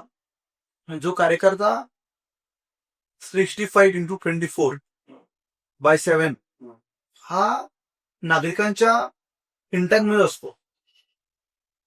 नागरिकांना त्याची पूर्ण हे असते, जाणीव असते किंवा त्यांना क्लिअर कट या गोष्टीचं माहीत असतं की हा आश्वासन जरी त्यांनी दिलं असेल ते पूर्ण करण्याची क्षमता त्या कार्यकर्त्यामध्ये असते. आणि एवढ्या मोठ्या कालखंडामध्ये ज्या पद्धतीने आम्ही काम करत आलोय ज्या गोष्टी खरंच ही पॉसिबल आहे. नागरिकांना तेव्हाच क्लिअर कट केलं तर नागरिकांचा अजून विश्वास वाढतो. बरोबर. परंतु एखादी गोष्ट हातात घेतलं तर मी पूर्वी सांगितलं तर ते पूर्ण करण्याचं धाडस आम्ही त्या ठिकाणी ठेवतो. म्हणून मला वाटतं या गोष्टीचा जास्त इम्पॅक्ट होत नाही. जे कामं आता आपण बघितलं 2017 ते 22 मध्ये नाशिक महानगरपालिकाचा पंचवार्षिकची टेन्युअर होता आणि 2022 ते 2026 पर्यंत त्याचा टेन्युअर हा प्रशासकीय राजवट होता.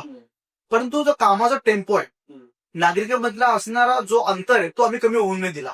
तो आलेख सेम पर्टिक्युलर तो टिकून ठेवला. जनता दरबार दोन्ही टाइम चालू असला, महापुरुष जयंती असू दे, सांस्कृतिक कार्यक्रम असू दे, विकास काम असू दे, त्या ठिकाणी काम करण्यात धाडस आम्ही कायम ठेवलं. म्हणून मला वाटतं की या गोष्टीला जास्त आश्वासन करून जेव्हा जेव्हा नागरिकांना जो विश्वास सामाजिक कार्यकर्त्यावरती किंवा त्या प्रतिनिधी होतो असतो ना तर मला वाटतं त्या गोष्टीला लोक असतात एखादं एक आशा बघता आशेने बघता. म्हणून काम पूर्ण करण्याचं धाडस आम्ही त्या ठिकाणी ठेवतो. थोडं प्लस मायनस होतो टाइम, परंतु काम पूर्ण करण्याची जबाबदारी आम्ही त्या ठिकाणी स्वीकारत असतो. राजकारणाबद्दल लोकांचा विश्वास कमी झालाय असं तुम्हाला वाटतं? असं मला कदापि वाटत नाही. मी माझ्या प्रभागापुरतं तरी सांगेन, हे माझं कुटुंब आहे, परिवार आहे. कारण की ज्या विश्वासाने दिनकर अण्णा पाटील, लता काकू पाटील असतील, रवींद्र दिवरे असतील आणि आज आमच्यासोबत जे शिलेदार आहे भारतीय जनता पार्टीने जे उमेदवार दिले भारती रवींद्र दिवरे, संगीता बाळासाहेब बोटेकर, इव्हन हे जरी पहिल्यांदा उमेदवारी करताय परंतु त्यांचं कुटुंब त्यांच्यासोबत काम करणारे हे जे लोक हे पूर्वीपासून काम करत आलेले. म्हणून मी माझ्या प्रभागापुरतं तरी सांगेन का नागरिकांचा जो विश्वास किंवा पर्टिक्युलर त्या गोष्टीवरती त्यांचा जो अभ्यास असतो मला तरी वाटत नाही का त्यांचा विश्वास राहत नाही. आपण ज्या अर्थी राज्य कार्यकर्ते असतील, सामाजिक कार्यकर्ते असतील, आपण ज्या पद्धतीने त्यांना वागणूक देतो किंवा ज्या पद्धतीने आपली कामाची जी पद्धत असतील त्याच्या करावं या गोष्टी अवलंबून असतात.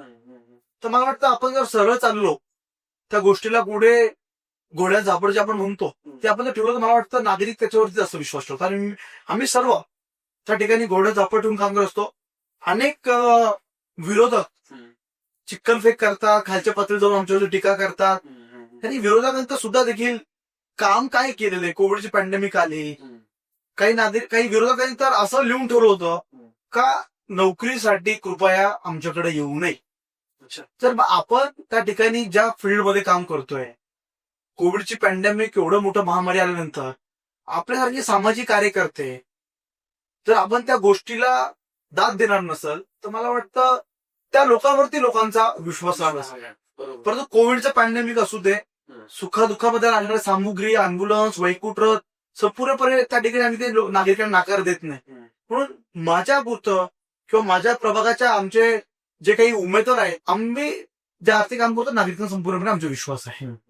पाणी, रस्ते, वीज, कचरा हे प्रश्न जे आहे ते वर्षोवर्ष चालत आले. यात व्यवस्था चुकते की लोक चुकतायत? व्यवस्था ज्या पद्धतीने पॉप्युलेशन शहराची ग्रो होत असते त्या पद्धतीने व्यवस्था पण वाढली पाहिजे. त्या ठिकाणी मला वाटतं त्या भागाचा लोकप्रतिनिधी कसा असावा, त्याचा प्रशासन त्यांचं ऐकणारा असावा. जर आपण फक्त निवडणुकीच्या पुरतं आपण जर समोर आले आणि पुन्हा निवडणूक झाल्यानंतर मग पुन्हा कुठं दिसत नाही, मग त्या प्रशासनावरती त्या व्यक्तीचा वचक राहत नाही. म्हणून आज सातत्याने दिनकर अण्णा पाटील, लता काकू पाटील यांना नागरिक निवडून का देत आहे का त्यांचा विश्वास आहे आणि प्रशासनावरती जाणण्याचा अनुभव असल्यामुळे, वचक असल्यामुळे त्या ठिकाणी ज्या काही व्यवस्था आहे पॅरलली त्या नागरिकांच्या हिशोबाने चालल्या पाहिजे. आणि मग काय होतं, नागरिकांनी समजा कचरा व्यवस्था असेल तर मला वाटतं त्या ठिकाणी गव्हर्नमेंट अनेक अवेअरनेस करत असते का त्या ठिकाणी आपण ओला कचरा, सुका कचरा सॅग्रिगेशन करावं. त्या ठिकाणी घंटागाडी मी म्हणणार नाही की रोज डोर टू डोर येते, अल्टरनेट डेज त्या ठिकाणी गाडी येत असते. आणि जर आपण सर्वसामान्य म्हणून जर आपण गव्हर्नमेंटला आपण जर कॉपरेट केलं तर मला वाटतं ती सांगड असते. जशी बैलगाडी असते ना, दोन बैल असतात समोर, तर दोन्ही बैल सोबत चालले का ती बैलगाडी सोबत चालते.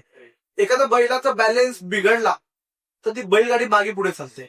म्हणून ह्या दोन गोष्टीचं जेव्हा एक सांगड बसते ना तर त्या पद्धतीने ते काम त्या भागाचा विकास पण होत असतो. लोकांची मोठी तक्रार असते की आमचं ऐकून घेतलं जात नाही. हा डिस्कनेक्ट नेमका कुठे होतो असं तुम्हाला वाटतं? हे पहा, जनता दरबार चालवायचं जो काही आमचा अजेंडा आहे त्याचं कारणच ते आहे.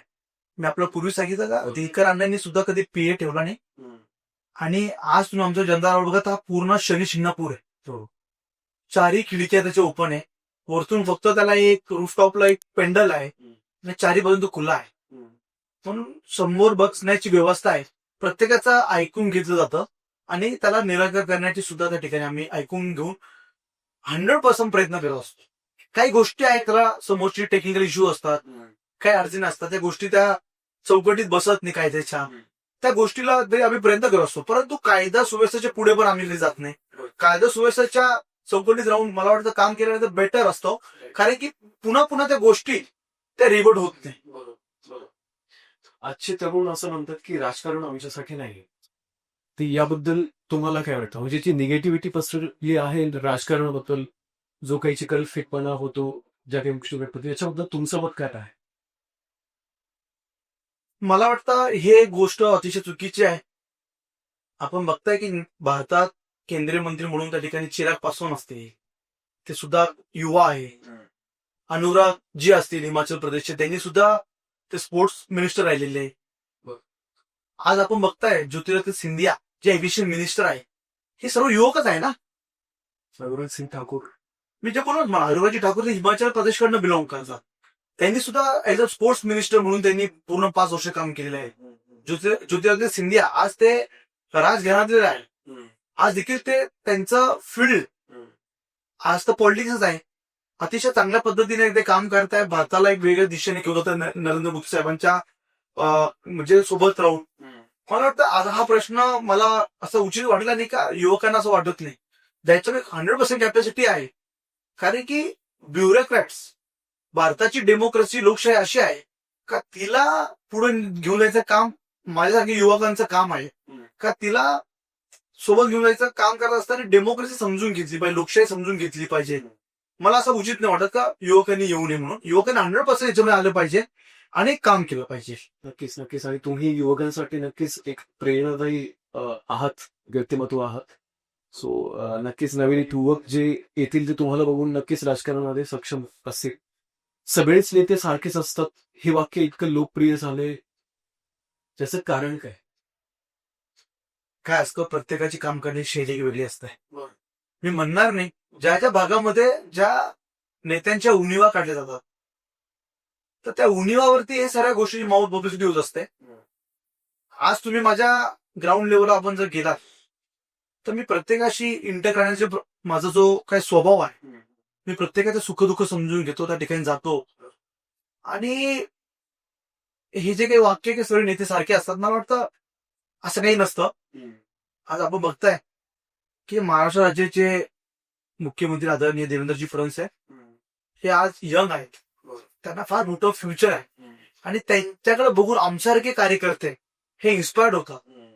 आणि ते करत असताना ते बघा त्याच्या पद्धतीने त्यांच्यावरती एरोपी म्हणजे लिडर ऑफ ऑपोजिशन पार्टी ज्या पद्धतीने ऍलिगेशन करतात, त्या कुठल्या गोष्टीला तो उत्तर देत नाही, कामातून उत्तर देत असतात. आणि उत्तर देत असताना ते नेहमी सांगतात की मी आजूबाजूला बघत नाही, मला माझ्या महाराष्ट्र राज्याचा, माझ्या नागरिकांचा त्या ठिकाणी विकास करायचा आहे. त्या ठिकाणी नवीन नवीन मोठे मोठे इन्फ्रास्ट्रक्चर त्या ठिकाणी आणायचे आहे, डेव्हलपमेंट आणायचे आहे, इन्व्हेस्टमेंट आणायचे आहे. म्हणून मला वाटतं ह्या गोष्टी चुकीच्या आहे. आणि तुम्ही बघा की काम करत असताना आपण जर नागरिकांच्या ज्या गोष्टी जाणून घेतल्या तर काम करायला सोयीस्कर होत असतं. लोकांना वाटतं सगळं नेत्यांच्या हातात आहे. तसं बघायला गेलं तर किती गोष्टी नेत्यांच्या हाताबाहेर असतात आणि किती हातावर असतात. मी म्हणेल नागरिक जे म्हणतील, आपण ज्या पद्धतीने काम करत असतो, आज युवकांना आपण जर वेगळ्या रस्त्याला बरगडलं, आपण त्यांना वेगळ्या मार्गाचं, समजा मी फॉर एक्झाम्पल माझं सांगेन की मी आज माझ्यासोबत जे युवक मित्र परिषद सहकारी काम करतात त्यांना मी जर वेगळा मार्ग दाखवला तर 100% नागरिक ते बिलीव्ह करते. तर ज्या ज्या भागातले सामाजिक कार्यकर्ते असतील, लोकप्रतिनिधी असतील, त्यांनी त्यांच्या भागामध्ये अध्यात्माचं क्षेत्र निवडणं, सांस्कृतिक कार्यक्रम घेणं, समाजाच्या हितासाठी, जनतेच्या लोकहितासाठी जे समाज प्रबोधन असतं त्याचे मोठे मोठे इव्हेंट्स घेणं, सांस्कृतिक कार्यक्रम ऑर्गनाईज करणं आणि युवकांना काय हवंय, नागरिकांना काय हवंय ते जर आपण ओळखून काम केलं, मला वाटतं तर 100% गोष्टी नेत्याच्या हातात आहे. आपण जर युवकांना वेगळी दिशा नेत्यांनी दाखवली तर मला वाटतं 100% तो विश्वास नागरिकांना राहत नाही. आता माझ्या भागामध्ये देखील ह्या गोष्टी आहे. आज विरोधक त्यांच्याकडे बोलण्यासारखं काहीच नाहीये. कारण मी आज जे तुम्हाला मी राजकारणामध्ये बोललो नाही पाहिजे, पण नाशिक महानगरपालिका निवडणुकीच्या आज तुम्ही बघता रणधुमाळी चालू आहे. विरोधकांना आमच्यावरती टीका करणारी काहीच नाहीये. कारण मी त्यांना नागरिकांना देखील माहिती कोविडचं पॅन्डेमिक असू दे, विकास कामे असू दे, सुखादुखामध्ये हे सर्व उभे असतात. परंतु आज त्या खालच्या पातळीवरती जाऊन आमच्यावरती ऍलिगेशन करण्यात काहीच नाहीये. ते जाऊन आम्हाला, माझ्या वडिलांना देखील त्या ठिकाणी ते वेगवेगळ्या पद्धतीने शिव्या घालतात. ते वेगवेगळ्या पद्धतीने त्यांच्या बाबतीत त्या ठिकाणी ते चिखलफेक करताय. माझ्या आईवरती बोलताय, इव्हन दिग्रताईवरती बोलताय, गोटेकर ताईवरती बोलताय. परंतु नागरिक सुज्ञ आहात. या 9 वर्षाच्या कालखंडामध्ये 85 संपल्यानंतर 4 वर्षाचा प्रशासकीय म्हणजे तुम्ही होते कुठं, नागरिक त्यांना प्रश्न करते. मग आमच्यासारखे जे काही सामाजिक कार्यकर्ते आहेत त्यांच्यावर चिक्कल फेकायचे खालच्या पातळीवरून ते करताय आणि नागरिक त्याला एक्सेप्ट करणार नाही. जर आज तुमच्यासमोर एक सामान्य मतदार बसला असेल जो म्हणतो की माझं आयुष्य बदलण्यासाठी मी गुणावरती विश्वास ठेवू, तर त्याला तुम्ही काय सांगा? एखाद्या व्यक्ती जर अडचण असेल त्याला अडचणीतून बाहेर काढणं देखील त्या प्रतिनिधीचं काम असतं, सामाजिक कार्यकर्त्याचं काम असतं. आणि त्यांनी देखील स्वतःच एक विल पॉवर, एक चंग बांधलं पाहिजे की एखादा व्यक्ती जर आपल्याला सांगतो या गोष्टींमध्ये तू जाऊ नको, तो मार्ग निवड, तर मार्गाला लावायपर्यंत हे आपण काम चुकतोय. आणि ती स्वतःची विल पॉवर जेव्हा तो स्वतः क्रिएट करतो ना, त्या दोन्ही गोष्टी तेव्हा त्याचा जुगाड जमतो, तर मला वाटतं काम सोयीस्कर होतो, त्याचा मार्ग सुकर होतो.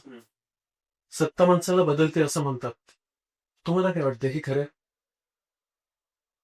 नाही, या भागाचं अनेक वर्ष नागरिकांच्या जनतेमाबाबाचं आशीर्वादामुळे त्या ठिकाणी दिनकरांना पाटील काम करताय, लता दिनकर पाटील काम करताय, इव्हन आमच्यासोबत रवींद्र दिवरे होते.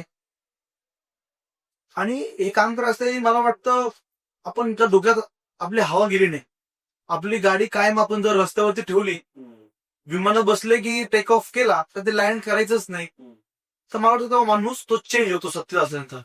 पण हे माझं पहिलं ध्येय असणार आहे की आपण कायम ग्राउंडवरती राहून मातीशी नाळ जोडून नागरिकांची कामं करत राहायची, म्हणून मला त्याचा बदल होणार नाही. नगरसेवक झाल्यानंतर तुमचे ठोस प्लॅन काय आहेत? तुम्ही नाशिक शहर त्याच्या ओरिएंटेड काय प्लॅन आहेत आणि तुमच्या प्रभागाबद्दलही तुमचे काय प्लॅन आहेत? हे बघा, अनेक जे काही विकास कामे असतात ते दिवसादिवस वाढत असतात, रोजच्या मूलभूत सुविधा वाढत असतात. आणि आज तो जो माझा प्लॅन असेल ना, आज एवढे उद्यान आपल्या भागामध्ये झालेले आहे, जिम झालेले आहे, अभ्यासिका झालेल्या आहे, स्कूल झालेल्या आहे, मोठ्या एनएमसीच्या हॉस्पिटल झालेले आहेत, मोठे जलकुंभ झालेले आहेत, उद्यानं मोठ्या प्रमाणात आहेत. तर त्याला मेंटेन करून अजून नवीन भागामध्ये त्याच्या डेव्हलपमेंट आणणं, युवकांसाठी मोठ्या हायटेक लेवलच्या अभ्यासिका आणणं. त्यानंतर आज भारत देशाच्या पंतप्रधान आदरणीय नरेंद्र मोदी साहेबांनी मेट्रो आपल्याकडे दिली नाशिक. तिची सुरुवात ही गोवर्धन जंक्शन, ते माझं गावच आहे गंगापूर, तिथे ती सुरुवात होते. आपल्या भागाचा त्याचा जो काही जंक्शन तो आपल्या भागामध्ये आहे, तर त्याचा संपूर्णपणे आपल्या भागाला कसा उपयोग करून घेता येईल. त्या ठिकाणी आज बारदान फाटा ते त्र्यंबक रोड हा 36 मीटरचा रस्ता देखील सिंहस्थ मंडळामध्ये भारतीय जनता पार्टीच्या माध्यमातून त्याला 58 कोटी रुपये मंजूर झालेले आहेत. मागचा एक रिंग रोड आहे, तो सुद्धा देखील त्याच्यामध्ये त्याचा समाविष्ट केलेला आहे. तर मला वाटतं की कनेक्टिव्हिटी वाढण्यासाठी, त्या ठिकाणी नवीन इन्व्हेस्टमेंट आणण्यासाठी, नवीन म्हणजे युवकांना रोजगार आणण्यासाठी या गोष्टी माझा प्रथम प्रयत्न असणार आहे. कारण हे आमचा कामगार वस्ती आहे. सातपूर एमआयडीसी, आंबड एमआयडीसी उत्तर महाराष्ट्रातील मोठी एमआयडीसी आहे. त्या ठिकाणी जे नागरिक स्थायिक झाले त्यांचे हे कामगार वस्ती असल्यामुळे त्या ठिकाणी त्याला प्राधान्य दे. आणि लहान मुलांना मोठे मोठे क्रीडांगण करणं, ऍडव्हेंचर पार्क आणणं, त्यानंतर ज्या त्या ठिकाणी रस्ते हे छोटे आहेत त्याचं रोडच्या फॅनिंग करणं, रस्ते मोठे करणं, ज्या ठिकाणी ट्रॅफिकच्या अडचणी निर्माण होतात, पाण्याच्या काही ठिकाणी इश्यूज होतात, एसटी प्लांट आपल्या भागात आणणं, जेणेकरून जे ड्रेनेज सिवेज आहे त्याचं प्युरिफिकेशन करून त्याचं पाणी आपण बघता की एसटीव्ही मधनं ते गोदावरी नदीला मिळतं. ह्या गोष्टींचा मोठ्या प्रमाणात माझ्या डोक्यात असे प्लॅन्स आहे. याच्या मागे जे विकास कामं झाले ते 100% परफेक्ट आहे. परंतु कामं रोज निघणार आहे. नागरिकांच्या आशा आकांक्षाही वाढत राहणार आहे आणि त्या ओळखून त्या ठिकाणी पुढे जाऊ. आणि ट्री प्लांटेशनच्या संदर्भात आपण बघितलं की नाशिक शहरामध्ये सर्व ट्री प्लांटेशन आमच्या भागामध्ये झाले ते सुद्धा आहे. ओव्हरहेड केबल असतील एमएससीबीच्या त्या अंडरग्राऊंड करायच्या आहेत जेणेकरून काही अपघात घडणार नाही. आणि आमच्या भागा हा ऍक्च्युली ग्रामीण भागात मोडले जातो. नाशिक शहराचा एक शेवटचं टोक आहे म्हणून या भागामध्ये विकास कामं करण्याची फार मोठी संधी या ठिकाणी आहे. जर तुम्ही राजकारणात आला नसतात तर तुम्ही आज काय असतं? मी बिझनेस केला असतो दादा. आणि असं तुम्ही सुरुवातीला सांगितलं की स्पोर्ट्स मध्ये तुम्ही स्पोर्ट्स मध्ये होतो परंतु काही स्कूलमध्ये मला जो पद्धतीने कधी टाइम भेटला नाही. म्हणजे काही गोष्टी मी आपल्याला बोललो की एखादी गोष्टची सांगड जमवली तोपर्यंत ती गोष्ट अचीव होत नाही. पण टायमिंगचे इश्यूज होते. मग मी 10th स्टँडर्ड पर्यंत खेळलो. त्याच्यानंतर मी कॉलेज डेज सुरू केले आणि कॉलेज डेज पासून मी सोशल वर्क मध्ये आलो. आणि ते खरं असं आता तुझं सांगितलं मग तो जो मोठा टाइम स्पॅन होता तो थोडासा कमी पडला. तर मी ठरवलं होतं की मग आपण बिझनेस मध्ये असावं. परंतु आज माझे मोठा भाऊ असेल, माझी जिजू असतील, माझी बहीण असेल, माझे लहाने काका विष्णू नाना पाटील असतील, माझे मोठे काका शिवाजी काका असतील आणि माझ्या घरच्याची सुद्धा फार मोठी शक्ती माझे जे सहकारी मित्र परिवार आहे सायमल्टेनियसली माझे मित्र परिवार सहकारी सुद्धा आणि भागातले सर्व ज्येष्ठ श्रेष्ठ त्यांचे आशीर्वाद आमच्यासोबत आहे म्हणून ती काम करण्याची एक ऊर्जा निर्माण होते. आज मी देखील 2 मुलांचा बाप आहे. माझे घरचे माझे सुद्धा जबाबदारी माझी बायको सुद्धा त्या ठिकाणी माझी वहिनी असेल, माझी बायको असेल, हे सर्व त्यांच्या पद्धतीने त्यांचं काम एकदम 100% बरोबरीने ते सांभाळतात आणि म्हणून मी हे काम करण्यासाठी फ्री असतो. आता एकदा ध्येय घेतलं, आता सामाजिकच काम करायचंय, लोकांची सेवाच करायची. तर आता मला वाटतं हा विषय पुढे डायव्हर्ट व्हायला नको. आमचा पुढचा प्रश्न तोच होता की समाजकारण करणे म्हणजे 24 तास लोकांसाठी अवेलेबल ठेवा.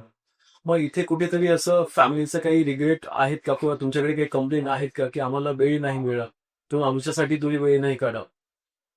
किंवा त्या तक्रारी प्रत्येक ध्येय असतात. परंतु आमच्या फॅमिलीमधला असणारा जो बॉन्ड आहे त्यामध्ये माझा भाऊ आहे मोठा, कैलास दादा असेल, माझे जिजू यश त्याचे असतील, माझी बायको स्नेहा असेल, माझ्या बहिणी आहे, माझी बहीण सुद्धा ज्योती दिदी असेल, माझी तन्वी असेल बहीण, आणि आमचे खऱ्या अर्थाने माझे विष्णू नाना काका आहेत, शिवाजी काका आहेत, माझे अजून मोठे भाऊ ऍडव्होकेट गोकुळ पाटील असतील.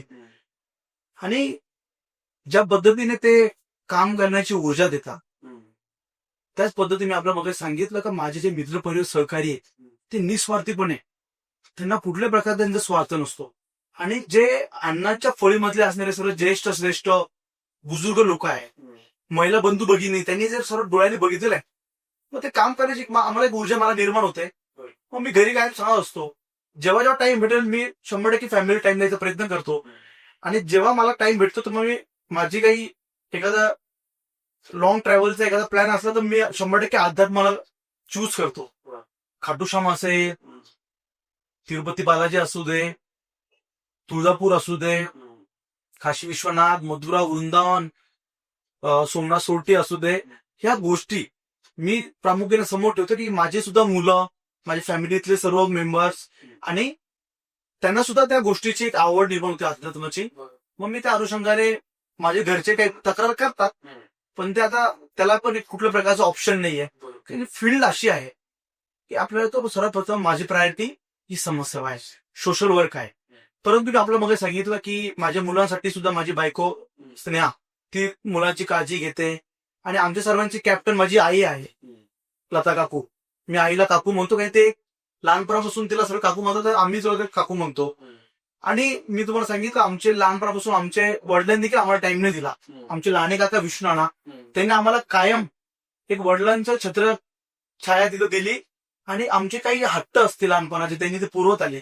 पण त्याच अनुषंगाने आज माझ्या मुलाला जरी मला टाइम नसला तर माझा मोठा भाऊ, माझी दाची, माझी बहीण, माझ्या बहिणी आहेत, माझी बहिणी आहे अजून, ते त्यांना टाइम देऊन ते हट्ट पुरवतात म्हणून तक्रार असतात, पण त्या तक्रारीला आता काही पर्याय नाही दिला. बरोबर. नेक्स्ट आपला रॅपिड फायर राऊंड असेल, ज्यामध्ये काही क्वेश्चन्स असं आहे, चहा की कॉफी? कॉफी. कॉफी. सकाळी लवकर उठता की उशिरा झोपणं? रात्री उशिरा पण होतो, सगळे लवकर पण उठतो, कारण की मी फिटनेस फ्रीक आहे आणि या फील्डमध्ये रात्री झोपायचा टाइम नसतो. परंतु लहानपणापासून स्पोर्ट्सची आवड होती. स्वतःच्या तब्येती काळजी करायची असते तर मी कुठे असलो तर मी तासभर वॉक करणं, त्या ठिकाणी ट्रेडमिल असेल ट्रेडमिल युज करतो. त्या माझ्या गोष्टीमध्ये आवड आहे, कारण दिवसभर त्या गोष्टींना फ्रेश असतं. म्हणून मी झोपायचं काही जास्त मनावर घेत नाही. 5 तास झोपलो तरी त्याच पद्धतीने उठतो, त्याच पद्धतीने काम करतो. तितकीच ऍक्टिव्ह असतो. 100%. कारण की एक आवड असल्यानंतर माणूस ते टार्गेट सेट केलं असतं, तर टार्गेट अचीव्ह करायला हे गोष्टी करावं लागतात. बरोबर. आणि तितकी ऊर्जा मिळते तुम्हाला. हे एनजीओ नाव युवा ऊर्जा फाउंडेशन. वाचणं की मोबाईल? मोबाईल. काय लाईफस्टाईल आता खूप चेंज होत चालली. बरोबर. मला वाटतं मोबाईल हा असा आपण म्हणेल ना की आपल्यासोबत ती लिव्हिंग थिंगच झालेली गोष्ट आहे. आणि ती हातात असते. जगाच्या पाठीवरती काय घडलं काही नाही, क्षणात आपल्याकडे मोबाईलच्या नोटिफिकेशन दिसतात. अन्न, वस्त्र, निवारा आणि मोबाईल. मोबाईल ती गोष्ट साहजिक आहे, परंतु मी सर्व जगातल्या आई वडिलांना सांगेल, इव्हन मी माझ्या मुलांना पण मोबाईल पासून लांब ठेवतो. मोबाईल अशी एक एडिक्टेड गोष्ट. आपण बघितलं कोविडच्या काळामध्ये ऑनलाईन पद्धतीचे एज्युकेशन सुरू झालं होतं आणि अनेक लहान लहान लेकरांना मुलांना त्या ठिकाणी एवढे ऍडिक्ट झाले तर त्यांच्या डोक्यावरती सुद्धा त्याचा परिणाम झालेला आहे. तर मला वाटतं 10th स्टँडर्ड पर्यंत मला वाटतं मोबाईल सारखी जी गोष्ट आहे ती लांब ठेवली बरं असेल दादा. बोलणं जास्त की ऐकणं जास्त? दोन्ही फार. घरचं जेवण की बाहेरचं? घरचा. रोज सोबत डब्बा कॅरी करतो. सगळे पहाटे 5ला निघालो तरी घरून डब्बा भेटतो, 6ला निघालो तरी डब्बा असतो. रोज बाहेर घेणं मला वाटतं उचित नाही. नक्कीच नक्कीच. आणि तुम्ही फिटनेस फ्रीक आहात, सो तेवढं आहे, समजू शकतो. आजचा अमूल लहान अमूलला काय सांगेल? काही सांगू शकणार नाही, कारण की तो पिरियड असतो ना, तो प्रत्येकाने त्याच्या लाईफमध्ये तो एन्जॉय केला पाहिजे. लहानपणात जगलं पाहिजे. जबाबदारी पडली, जबाबदारीने पार पडली पाहिजे. आणि हे सर्व करत असताना मला वाटतं तो जो कालखंड असतो, जो टेन्युअर असतो ना, त्या वेळेस त्या व्यक्तीने त्याचं एन्जॉय घेतलं पाहिजे मला असं वाटतं. नेता निवडताना लोकांनी अंधविश्वास न ठेवता कोणत्या गोष्टी बघायला हव्या? त्याचं कॅरेक्टर, त्याच्यामधले असणारे गुण, ती व्यक्ती कशी आहे, हा व्यक्ती पुढे जाऊन तो फसवणार तर नाही ना, या व्यक्तीपासून आपल्या भागाच्या नागरिकांना याचा त्रास होणार नाही ना, याचं कॅरेक्टर कसं आहात. जर एखाद्या नागरिकाने त्याचं वेगळं निर्णय जर घेतला तो 5 वर्षाचा 10 वर्षाचा कालावधी अतिशय महाभयंकर तयार होतो. तुम्हाला बघितल्यानंतर तुम्ही इतके फिट वाटतात, जसं तुम्ही आधी सांगितलं की मी फिटनेस फ्रीक आहे, सो तुम्ही फिटनेससाठी काय करता? म्हणजे तुमचं वय आता, म्हणजे 2 मुलांचे बाप, तुम्ही बिलकुल वाटतच नाही खरं सांगायला. एक्सेप्ट काय करता तो? ऍक्च्युली डाएट फॉलो करतो. शरीराला जेवढं लागतं तेवढंच त्याचं आहार प्राप्त करायचा असतो. आणि लॉंग ट्रॅव्हल करत असताना सुद्धा जेव्हा शक्य होईल तेव्हा ट्रेडमिल करणं, वॉकिंग करणं, वर्कआउट करणं, मला वाटतं त्या गोष्टी आपण जर फॉलो केल्या तर आपल्या पुढच्या लाईफ साठी ते सोयीस्कर असतात. आणि आजच्या लाईफमध्ये स्ट्रेस कमी करण्यासाठी मला वाटतं फिटनेस सारखी गोष्ट दुसरी कुठलीच नाही. बरोबर. आणि लहानपणापासून आवड आहे स्पोर्ट्सची, त्याच्यामुळे तो कंटिन्यू करत राहील तुला. जसं अण्णा पाटील यांनी पक्ष बदलला आणि विरोधकांचंही असं मत होतं की त्यांची तिकीट कापल्या गेली, मनसेमधून अण्णांनी भाजपमध्ये प्रवेश केला. यावर तुमचं मत काय असेल? खरातून भारतीय जनता पार्टीकडून नाशिक लोकसभेची तयारी दिनकर अण्णांकडनं होती. विधानसभेची देखील तयारी केली. 2019ला आपण विधानसभेची तयारी केली होती. परंतु इच्छाशक्ती असते कार्यकर्त्याची, सामाजिक कार्यकर्त्याची, आणि त्या ठिकाणी त्यांनी पार्टी स्विच केली. परंतु पुन्हा आज भारतीय जनता पार्टीच्या परिवारामध्ये सबका साथ सबका विकास त्या उद्दिष्टाने प्रवेश झाला आणि उमेदवारी देखील जाहीर झाली. महाभारतामध्ये श्रीकृष्ण देवाने अर्जुनाला सांगितलं होतं का समोर वार कर, परंतु त्या ठिकाणी समोर अर्जुनाने सांगितलं का कर्णाचा जो रथ आहे तो फसलेला आहे, धर्मामध्ये शिकवलं नाहीये का आपण अशा वेळेस आपण त्याच्यावरती अटॅक केला पाहिजे, वार केला पाहिजे. आणि मग श्रीकृष्ण भगवानांनी सांगितलं की शास्त्र धर्म हे बाजूला ठेवतो, वेळ प्रसंगी या गोष्टी कराव्या लागतात. जेव्हा तुझ्या बायकोची साडी समोरच्या व्यक्तीने ओढली, त्यानंतर तुझं मुलं खाली पडले असेल, त्याच्यावरती पाय ठेवून ते चालले गेले, तर ह्या गोष्टीला वेळ प्रसंगी बाजूला ठेवून, धर्म शास्त्र बाजूला ठेवून, त्या अनुषंगाने मॉरल एथिक आणि शास्त्र बाजूला ठेवून त्या ठिकाणी आपण समोरच्याचा वेळ प्रसंग बघून त्या ठिकाणी आपण वाटचाल केली पाहिजे. म्हणून त्या अनुषंगाने आज दिनकरांनी तो निर्णय घेतला होता. आणि त्या अनुषंगाने आज आपण बघताय की भारतीय जनता पार्टीने आम्हाला देखील पदरात पाडून घेतलं आणि मोठा विश्वास ठेवून त्या ठिकाणी आम्हाला 14 उमेदवारांना उमेदवारी घोषित केली.